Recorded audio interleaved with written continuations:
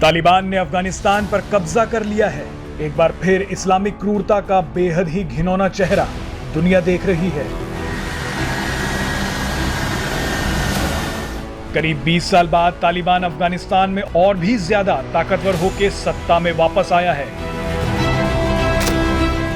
आपके मन में भी सवाल होंगे कि इतने सालों तक अफगानिस्तान में अमेरिकी सेना के रहने के बावजूद कैसे तालिबान न केवल जिंदा रहा बल्कि एक ऐसे संगठन के रूप में उभरा, बंदूक के दम पर अफगानिस्तान में तख्ता पलट किया।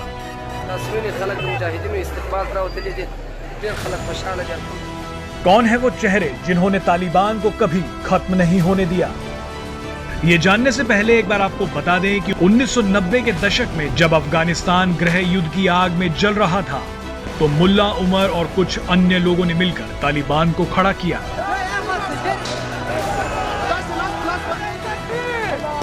1996 से लेकर 2001 तक तालिबान ने पूरी तरह से अफगानिस्तान पर कब्जा कर लिया था। लेकिन 9/11 की घटना के बाद जब अमेरिका ने अफगानिस्तान में ओसामा बिन लादेन को ढूंढने के लिए ऑपरेशन एंड्यूरिंग फ्रीडम चलाया, तब तालिबान लगभग खत्म हो गया था। उस समय अमेरिका ने आरोप लगाया था कि तालिबान ने लादेन को पनाह दी है। तभी से तालिबान के लड़ाके अफगानिस्तान के अलग अलग हिस्सों में जाकर छिप गए थे और कई सालों तक छोटे मोटे हमले कर अमेरिकी सैनिकों को मारते रहे। लेकिन एक लंबी लड़ाई के बाद जब से अमेरिका ने ये इशारा किया कि वो अपने सैनिकों को अफगानिस्तान से वापस बुला लेगा, तब से तालिबान फिर से सक्रिय होने लगा। आइए आपको बताते हैं कि वो कौन से 5 चेहरे हैं जिन्होंने तालिबान को न सिर्फ खड़ा किया बल्कि पूरे अफगानिस्तान पर कब्जा कर लिया। ये वो लोग हैं जो अब अफगानिस्तान का भविष्य तय करेंगे और इन्हीं 5 लोगों के हुक्म पर चलता है तालिबान। सबसे पहले हैं हैबतुल्लाह अखुंज़ादा। साल था 2016। उस वक्त के तालिबान के लीडर मुल्ला अख्तर मंसूर की मौत की पुष्टि के बाद मौलवी हैबतुल्लाह अखुंज़ादा को तालिबान का नया लीडर घोषित किया गया। अखुंज़ादा के बायोडाटा को देखेंगे तो पता चलेगा कि क्रूरता और इस्लामिक कट्टरता में इसने अभी तक के सबसे खतरनाक आतंकवादियों को भी मात दे दी है। अखुंज़ादा एक कट्टर धार्मिक स्कॉलर भी है। तालिबान वालों की माने तो अखुंज़ादा की उम्र लगभग 45 से 50 के बीच है। अखुंज़ादा का जन्म अफगानिस्तान के कांधार में हुआ था। रिपोर्ट्स के अनुसार इसका सारा जीवन अफगानिस्तान में ही गोलियों, बंदूकों और कट्टर इस्लामिक शरिया के बीच ही गुजरा है। शायद इसलिए वो तालिबान की काली चादर को ही दुनिया मानता है और कट्टर इस्लाम को जिंदगी जीने का इकलौता तरीका। आपको बता दें कि तालिबान दुनिया भर में अपने कट्टर शरिया कानून के लिए जाना जाता है। इन सभी कट्टर फतवों के पीछे का चेहरा अखुंज़ादा ही है। 1990 के दशक में अखुंज़ादा तालिबान के जज के तौर पर भी काम करता था। यहाँ जज से हमारा मतलब कोर्ट रूम वाला जज नहीं, वो जज जो तालिबान की तरफ से फैसला लेता हो।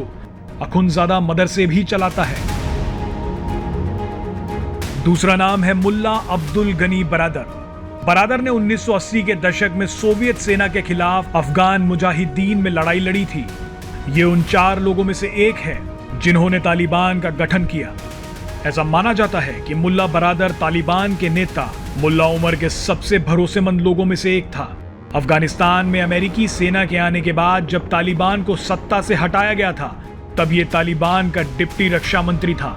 कुछ रिपोर्ट्स का अनुमान है कि तालिबान का शीर्ष नेता मुल्ला अब्दुल गनी बरादर अफगानिस्तान का अगला राष्ट्रपति हो सकता है। साल 2010 में अमेरिका और पाकिस्तान के एक संयुक्त अभियान में इसे पाकिस्तान के कराची से गिरफ्तार कर लिया गया था। हालांकि 2013 में पाकिस्तान सरकार ने उसे रिहा कर दिया था। आज भी तालिबान की तरफ से हर राजनीतिक बातचीत में मुल्ला अब्दुल गनी बरादर ही हिस्सा लेता है। बीते दिनों ये चीन भी गया था और वहां के विदेश मंत्री समेत कई बड़े नेताओं से मुलाकात की थी। कुल मिलाकर तालिबान की राजनीतिक रणनीति का क्या होगा, उसका फैसला अब्दुल गनी बरादर ही करता है।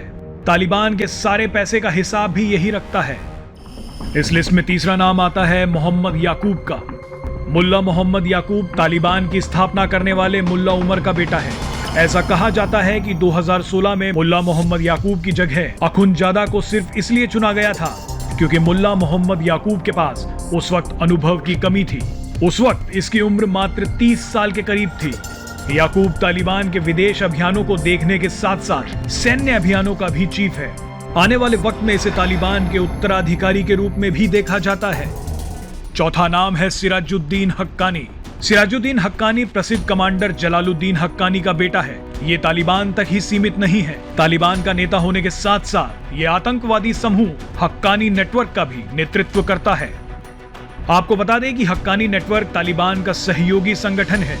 सिराजुद्दीन हक्कानी कितना खतरनाक है, इसका अंदाजा आप इसी बात से लगा सकते हैं कि इसके ऊपर 1 करोड़ अमेरिकी डॉलर यानी करीब 70 करोड़ रुपए का इनाम रखा गया है। इसकी उम्र 40 से 50 के बीच है। 5वां नाम है सुहेल शाहीन। सुहेल शाहीन फिलहाल तालिबान का प्रवक्ता है। शाहीन तालिबान के सबसे लोकप्रिय सदस्यों में से एक है। सुहेल शाहीन तालिबान की तरफ से कई मीडिया चैनलों को इंटरव्यू देता है। इसकी अंग्रेजी में काफी अच्छी पकड़ है। सिर्फ यही नहीं, शाहीन अफगानिस्तान के पहले अंग्रेजी अखबार काबुल टाइम्स का संपादक भी रह चुका है। ये थे वो 5 चेहरे जिन्होंने न केवल अफगानिस्तान पर तालिबान के कब्जे में अहम भूमिका निभाई है, बल्कि अमेरिका को भी अफगानिस्तान से वापस लौटने पर मजबूर कर दिया है।